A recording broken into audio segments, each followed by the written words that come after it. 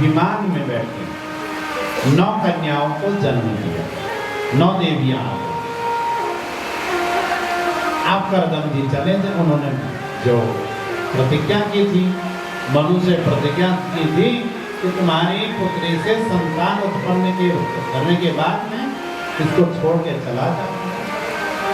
अब करदम जी जाने लग गए। देवहूति ने कहा कि स्वामी, आप जैसे विद्वान को मैंने पति के रूप में पाया, ये मेरा सौभाग्य है, परंतु मैंने अपने जीवन के कल्याण के लिए आपसे कुछ सीखा नहीं। इतने सौभाग्य से आप मुझे मिले, आपसे मैं कुछ सीख नहीं पाया। पति कितना भी विद्वान हो, पत्नी उसको समझ नहीं सकती। मैं माताओं पर आक्षेप नहीं लगा रहा, नाराज नहीं। बृहस्पति की पत्नी भी कहती होंगे आप कुछ नहीं जानते। तो इसी प्रकार से कह रही हैं कि मैं आपसे कुछ सीख नहीं पाई जीवन के कल्याण, आप जैसे पति को विद्वान को पा करके मैं, तो आप मुझे ऐसा पुत्र दीजिए जो मेरे जीवन को तार दे, जो मेरे को मोक्ष की ओर ले जाए, ऐसा पुत्र चाहिए। तो करदम जी ने कहा माखिदो राजपुत्रेत्थम आत्मानं प्रत्यनिन्दिते भगवांस्तेक्षरो गर्भम अधूरा संप्रपश्यते। करदम जी ने कहा देवी, हे मनुपुत्री, तो क्यों अपने मन को छोटा कर रही है? देख, तेरे यहाँ भगवान आएंगे, भगवान तेरे यहाँ अवतार लेने वाले हैं। तो करदम जी ऐसा कहकर कुछ दिनों घर में रहे। समय आया, भगवान ने कहा ही था करदम से मैं तेरे यहाँ अवतार धारण करूंगा। 10वें महीने में देवहूति ने भगवान का अवतार करवाया अपने यहाँ। भगवान का नाम हुआ कपिल। कपिल भगवान की, कपिल का अवतार है भगवान। 24 अवतारों में एक अवतार। हम भगवान के सभी अवतारों की कथा कहेंगे। तो कपिल भगवान का अवतार हुआ और करदम जी ने अपनी पुत्रियों का विवाह 9 ऋषियों के साथ में किया और फिर अपने पुत्र को, पत्नी को छोड़ करके वानप्रस्थ आश्रम में चले गए। अब पति के जाने के बाद एक दिन देवहूति जी अपने पुत्र कपिल के साथ में बैठी हुई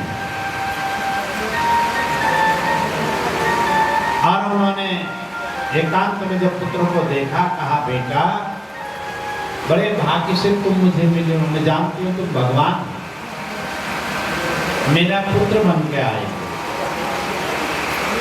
परंतु मैं आपसे प्रश्न पूछती हूँ कि मनुष्य के जीवन का कल्याण कैसे, मनुष्य का कल्याण कैसे? देवहूति जी ने कहा कि देव पुत्र, इन इंद्रियों को तृप्त करते करते मैं थक चुकी हूँ, फिर भी ये तृप्त नहीं हो रही। इंद्रियां, जितना आप इंद्रियों को तृप्त करो उतनी इंद्रियों की भूख बढ़ती है, इंद्रियां उतने ही लालायित हो जाती हैं। मैंने किसी से कहे, वैद्य कहे, चिकित्सक कहे कि आपको रसगुल्ला नहीं खाना है, आपको शुगर है, मधुमेह की बीमारी है, आपको रसगुल्ला नहीं खाना चाहिए।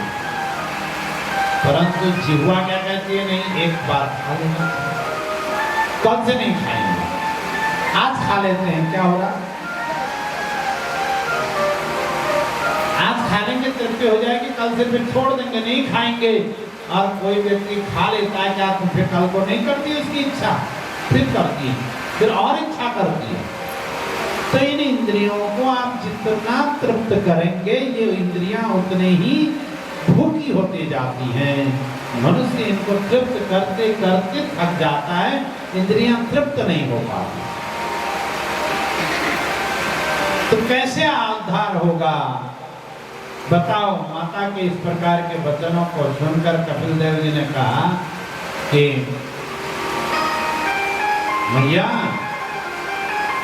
मैं तो ये समझता हूं कि मनुष्य आत्मा अनात्मा का विचार करे, इसी से उसका उद्धार होगा। आत्मा अनात्मा का मतलब को हम कस्तम कुत आया था, को में जननी को में आता। मैं कौन हूं, कहां से आया हूं, कौन मेरे माता पिता हैं, इस प्रकार का जो विचार है, यदि कोई चिंतन करता है, आत्मचिंतन करता है, उसी का कल्याण होगा। कपिल जी ने कहा, देख मां, यद्यपि कहते हैं कि संग अच्छा नहीं होता, संग नहीं करना, फिर भी साधुओं का संग करें, साधुओं का संग करना चाहिए। कपिल जी अपनी मां से कह रहे हैं, सतां प्रसंगान् मम वीर्य संविदो भवन्ति हृत्कर्ण रसायना कथा तज्जोषणादास्त्वपवर्गवर्त्मनि श्रद्धारतिर्भक्तिरनुक्रमिष्यति।